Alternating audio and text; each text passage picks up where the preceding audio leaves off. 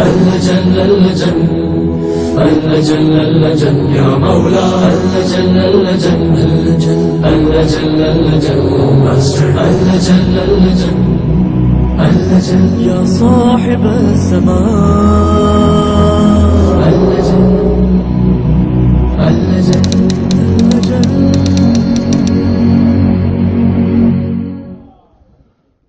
أعوذ بالله من الشيطان اللعين الرجيم. بسم الله الرحمن الرحيم.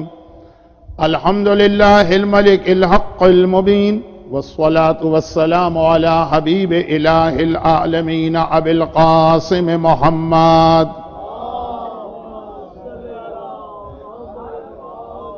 وآله الطيبين الطاهرين، سيما للإمام المنتظر والحجة الثاني عشر، اللهم عجل له الفرج. أما بعد، فقد قال الله عز وجل في كتابه المبين: بسم الله الرحمن الرحيم.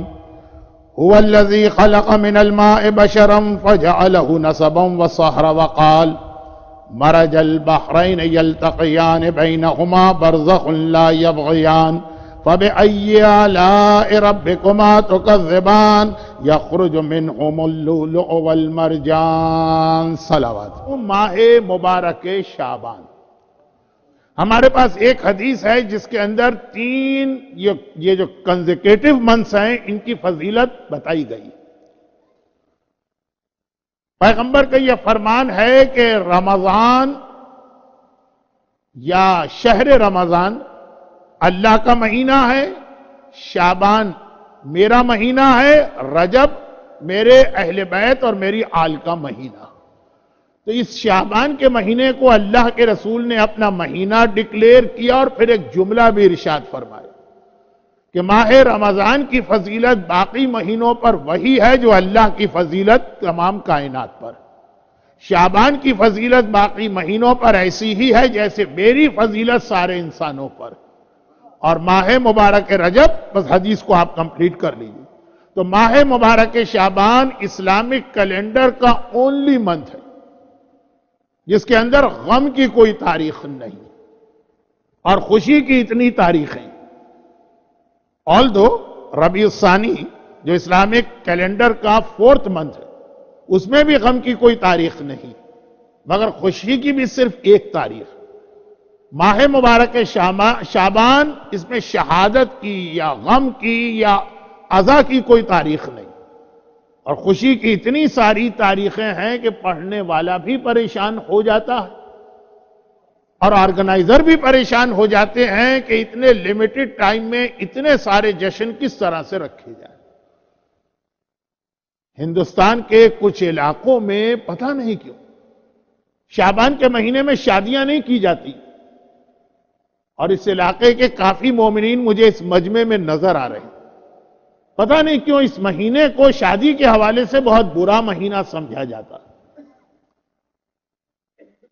اور یہی میری آج کی اسپیچ کا ٹاپک ہے، کیونکہ اس جملے کو یہاں پہ میں انکمپلیٹ چھوڑتا ہوں، ذہن میں رکھیے کہ شعبان کے مہینے کو انڈیا کے کچھ علاقوں میں شادی کے لیے برا مہینہ سمجھا جاتا. پورے مہینے میں غم کی کوئی تاریخ نہیں اور خوشی کی تاریخ جو اس کا پہلا ہاف ہے، فرسٹ 15 days. اب آپ کو اچھی طرح سے معلوم ہے، میں تو صرف اس لیے کہ یہ 5 دن کنٹینیو ایک ٹاپک پہ بات کرنا ہے تو کون سا ایسا ٹاپک سلیکٹ کیا جائے کہ یہ ساری خوشیاں اس میں آ جائیں. اس لیے میں صرف آپ کو یاد دلا رہا ہوں کہ 3rd of شعبان 3rd امام کی ولادت کی تاریخ، 15th of شعبان آخری امام کی ولادت کی تاریخ. یہ تو دو بہت اہم یہ ہمارے اعتبار سے سیلیبریشنز. اس کے علاوہ 1st of شعبان جناب زینب کبریٰ کی ولادت، اور 4th of شعبان باب الحوائج حضرت عباس کی ولادت، اور 5th of شعبان ہمارے اس مظلوم امام کی ولادت کی تاریخ ہے کہ جس کی باقی ساری زندگی غم میں گزری، یعنی ہمارے چوتھے امام. اور پھر آج کی رات شہزادہ قاسم ابن حسن کی ولادت کی تاریخ ہے، اور پھر اسی میں 11th شعبان شہزادہ علی اکبر کی ولادت کی تاریخ ہے. تو ذرا دیکھیے، آقا حسین، آقا زمانے کے امام، شہزادی زینب، آقا سجاد، حضرت عباس، حضرت علی اکبر، جناب قاسم، ایک کے بعد دوسرے. اور یہ ساری ولادت کی اور خوشی کی تاریخیں ہیں. یقیناً حیدرآباد میں جناب زینب کی ولادت کی ایک اور تاریخ بھی، اور یقیناً پاکستان میں خصوصاً کراچی میں حضرت عباس کی ولادت 7 رجب کو منائی جاتی. لیکن اگر آپ خود کربلا معلیٰ کے اندر حضرت عباس کے روضے پہ کھڑے ہوں تو وہاں تو 4 شعبان ولادت کا جشن ہے، کیونکہ زیادہ صحیح یہی تاریخ ہے.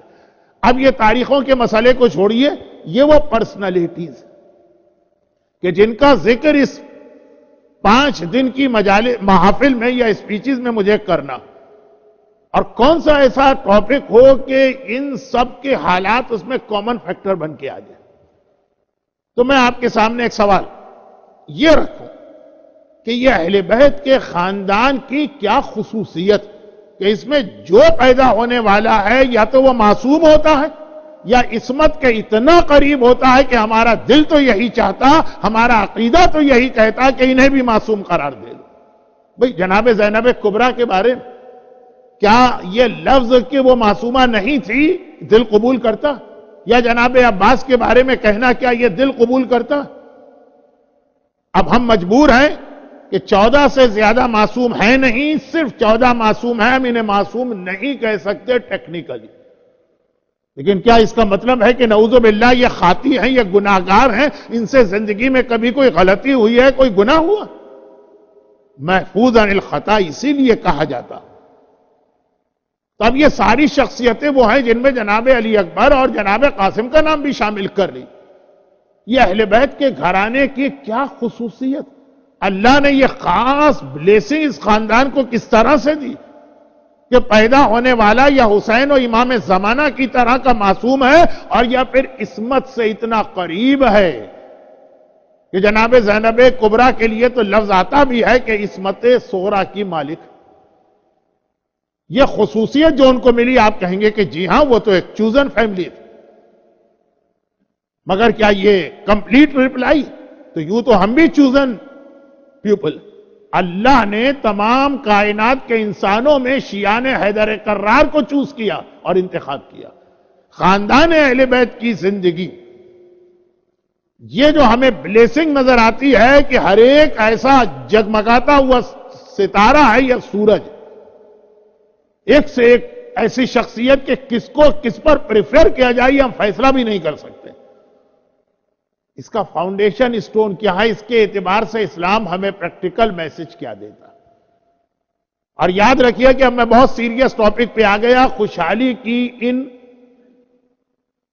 راتوں کا مختصر بیان کرنے کے بعد اب بہت ہی اہم پریکٹیکل میسج ہے کہ یقیناً ہمارے گھر میں قاسم جیسا شہزادہ پیدا نہیں ہو سکتا، ہمارا جوان علی اکبر جیسا نوجوان نہیں بن سکتا، لیکن ان کے راستے پہ چلنے والا، ان کو فالو کرنے والا، ان کو رول ماڈل سمجھ کے زندگی گزارنے والے، ان کے غلام اور کنیزیں ہمارے گھر میں پیدا ہو سکتے ہیں. اور وہ کیسے؟ اور وہ یہ ہے کہ فیملی لائف اور میرج کے انسٹیٹیوشن کی امپورٹنس اسلام کے اندر. جب ایسی شادی ہوتی ہے جیسی علی اور فاطمہ کی ہوئی، جس کو شارٹ میں کہہ دوں کہ جب اسپاؤس کا سلیکشن کیا گیا تو یہ دیکھ کے کیا گیا کہ شوہر کا مزاج بیوی سے ملتا ہو، بیوی کا مزاج شوہر سے ملتا ہو. میرے ایک روحانی استاد ہوتے تھے مرحوم مولانا اظہر حسن زیدی. ان کا ایک جملہ تھا بہت ہی پاپولر، خالی وہی پڑھا کرتے تھے. اب تو خیر یہ جملہ اتنی دفعہ آپ نے سن لیا، مگر 1 منٹ کا جملہ ہے تو دوہرا دوں. جب ایسی شادی ہوتی اس میں سلیکشن آف اسپاؤس اس طرح سے کیا جاتا، پیرنٹس اور پیرنٹس جیسے، ابو طالب کی جگہ تو اللہ ہے نا، جب سلیکشن کی تو یہ خیال کیا کہ بہترین میچ ہونا چاہیے. جب ایسی شادی ہوتی تو زندگی بہتر گزرتی ہے، کیونکہ اسلام میں ایک یہ حکم ہے کہ لڑکا جو ہے نا وہ لڑکی سے دنیاوی اعتبار سے انفیریئر نہ ہو.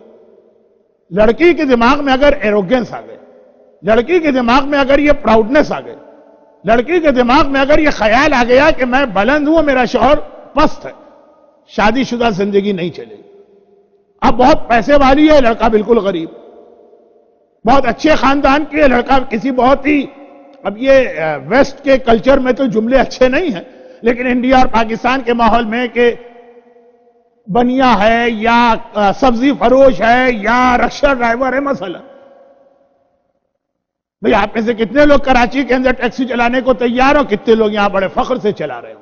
یہ اگرچہ اسلام کے زیادہ قریب ہے، لیکن میں ماحول کی بات کر رہا ہوں کہ لڑکی کے ذہن میں خیال آ گیا کیسے زندگی گزارا ہو. بلکہ اور تو اور میں تو تقریباً 35 سال سے ویسٹ میں آ رہا ہوں نا، جو آپ میں سے آدھے مجمع کی تو پیدائش بھی نہیں ہوئی ہوگی.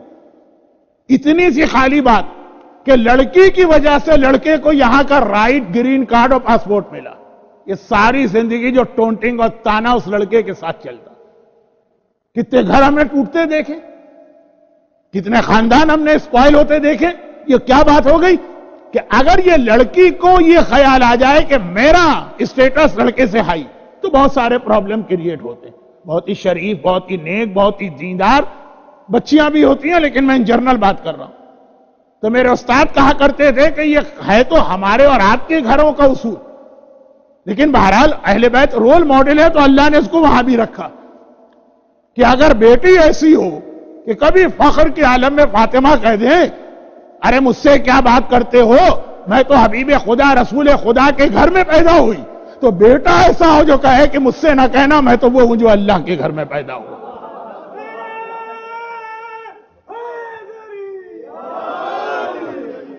تو بیٹی اگر حبیب خدا سردار کائنات کے گھر میں پیدا ہو تو بیٹا وہ جو خالق کائنات کے گھر میں جس نے آنکھ کھولی ہو. تو اب یہ جب ایسی شادی ہو تو اس کا نتیجہ کیا ہوتا؟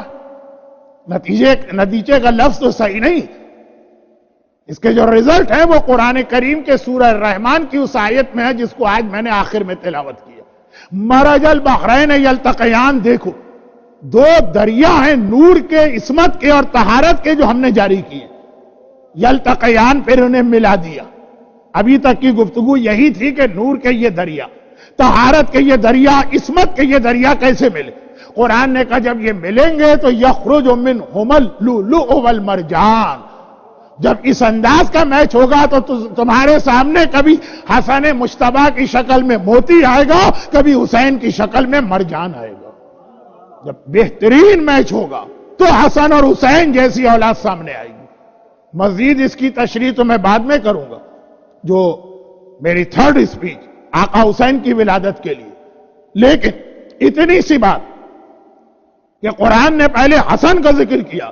جب حسن و حسین تو خیر ہیں ہی معصوم، آئے تطہیر والے، لیکن اس کا نتیجہ یہ نکلا کہ خالی یہ نہیں، ان کے گھر میں جو پیدا ہو رہا.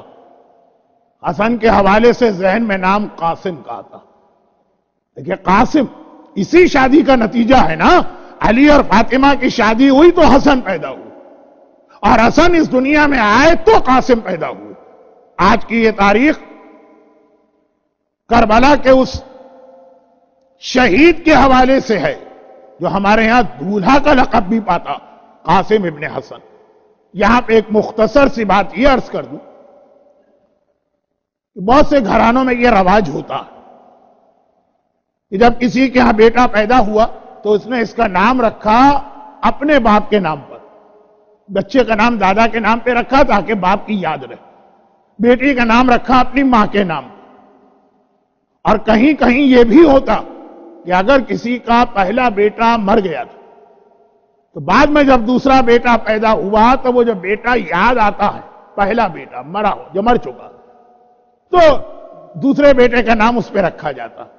امام حسن کے یہاں قاسم نام کے دو بیٹے تھے، اور یہ والے قاسم جن کی ولادت کا جشن ہم منا رہے ہیں، ان کی ولادت سے 8 سال پہلے آقا حسن کا دوسرا بیٹا قاسم شہید ہو چکا تھا. بھئی آقا حسن کے یہاں سب سے پہلا بیٹا جو پیدا ہوا اس کا نام بھی حسن تھا. مولا نے اپنے پوتے کا نام اپنے نام پہ رکھا. مولا آپ کے تو بیٹے کا نام بھی حسن ہے. کہا وہ نام میں نے رکھا ہی نہیں تھا. بھئی اپنے بیٹے کا نام تو میں نے رکھا ہی نہیں تھا. حسن کا نام تو حسن علی نے نہیں رکھا، فاطمہ نے نہیں رکھا، وہ تو رسول خدا نے رکھا، اور یہ کہہ کر رکھا کہ اللہ نے مجھے حکم دیا ہے کہ علی کے اس بیٹے کا نام حسن رکھوں. ابو طالب نہیں ہے نا، تو سارے کام جو دادا کرتا ہے نا وہ اللہ کی طرف سے انجام پا رہے. کہا وہ نام تو میں نے رکھا ہی نہیں، اب جو میرے ہاں بیٹا پیدا ہوا۔ اردو کا ایک محاورہ ہے کہ اصل سے سود پیارا ہوتا، گجراتی میں بھی کچھ ایسے ہی ہے کہ بیاج جو ہے نا وہ زیادہ اچھا لگتا، بیٹے سے زیادہ پوتے سے محبت۔ علی زندہ تھا، علی نے کہا کہ اس کا نام تو میں رکھوں گا، یہ حسن۔ چنانچہ دو حسن، باپ بھی حسن بیٹا بھی حسن، تو دوسرے حسن کا نام ہو گیا حسن مثنی، حسن جونیئر۔ اور یہ حسن مثنی تاریخ میں بہت اہم شخصیت۔ جب آقا حسین نے اپنی بیٹی فاطمہ کبریٰ کی شادی کرنا چاہی تو وہی پرابلم ہوا جو خود شہزادی فاطمہ زہرا کی شادی میں تھا کہ میچ کہاں ملے۔ فاطمہ کبریٰ ہر اعتبار سے اپنی دادی کی تصویر و شکل تھی۔ یہی کہا حسین کہ میری ایسی فضیلت والی بیٹی ہے، اے میرے بھتیجے حسن مثنی کے اس وقت دنیا میں میری بیٹی کے لیے تم سے بہتر میچ کوئی نہیں ہے۔ اس کے بعد آقا حسن کے ہاں دوسرا بیٹا پیدا ہوا قاسم، اور یہ بھی اپنے دادا علی کی زندگی میں کم از کم اتنا بڑا ہو گیا کہ تلوار چلا سکتا تھا۔ جنگ نہروان کے شہیدوں میں امام حسن کا بیٹا بھی ہے جو قاسم، مولا علی کا پوتا۔ آج کل لوگ کربلا بہت جا رہے ہیں، تو کربلا میں جہاں مسیب طفلان مسلم کے روضے، اس سے تقریباً 1 میل دور رائٹ سائڈ کے اوپر جناب قاسم ابن امام حسن کا روضہ۔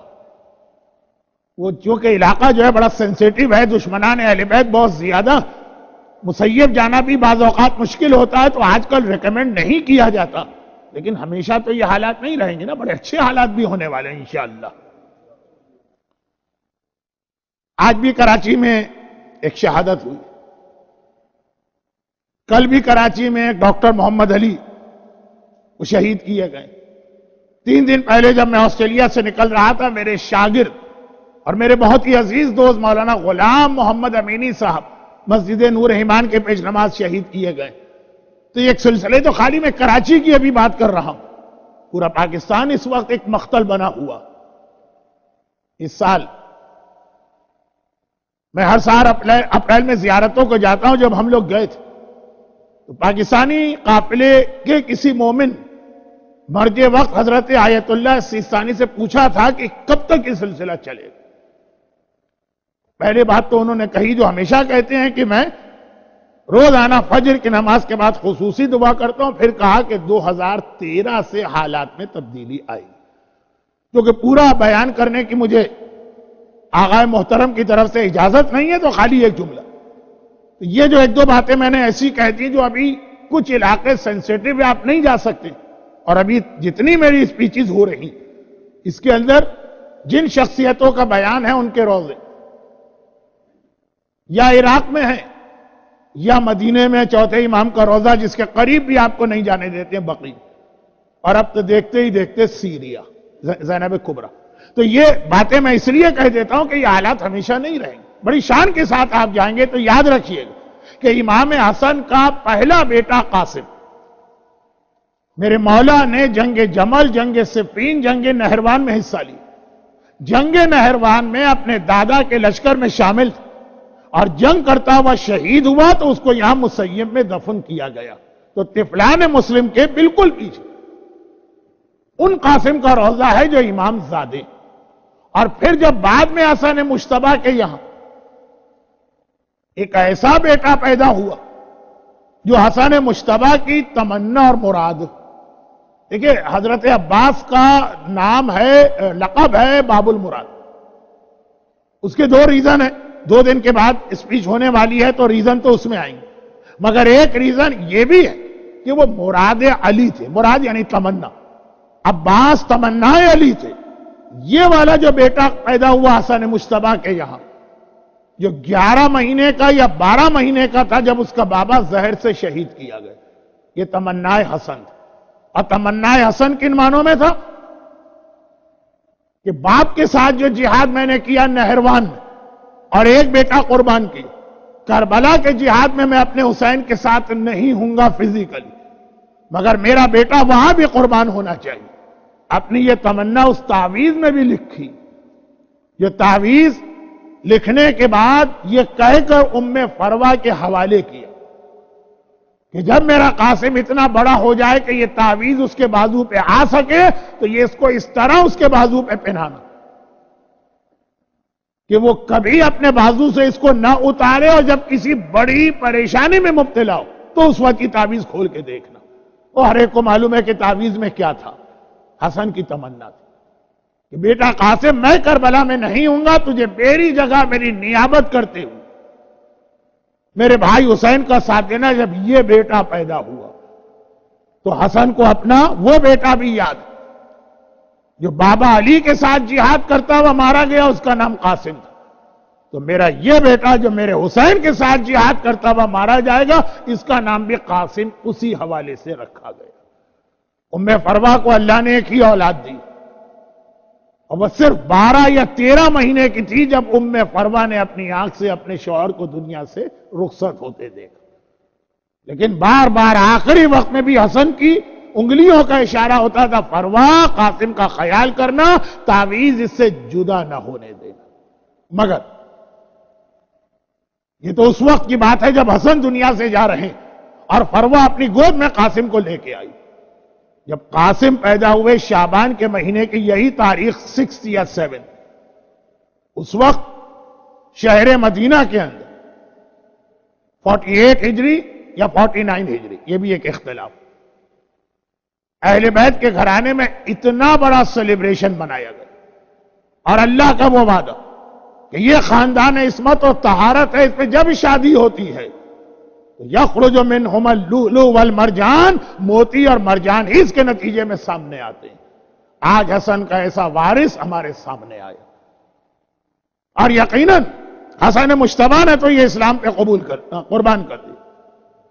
مگر یاد رکھیے کہ فاطمہ نے حسن کی ولادت پہ جتنی خوشی منائی دنیا میں نہیں تھی، مگر یہ اہل بیت اطہار ہیں، دنیا سے پردہ کرنے کے بعد بھی دنیا میں رہتے۔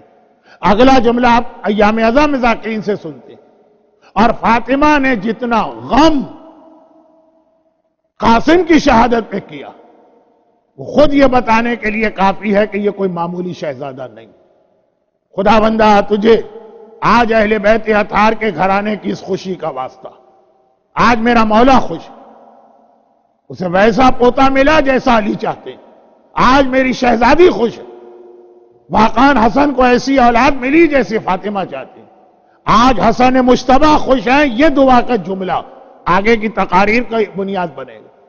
آج حسن مجتبیٰ خوش ہیں کہ کربلا کے میدان میں میرا ریپریزنٹیشن ہو جائے گا، میرا قاسم دنیا میں آیا۔ اور جو ساری زندگی غم میں رہی اس کی یہ خوشی کی تاریخ ہے ام فروا۔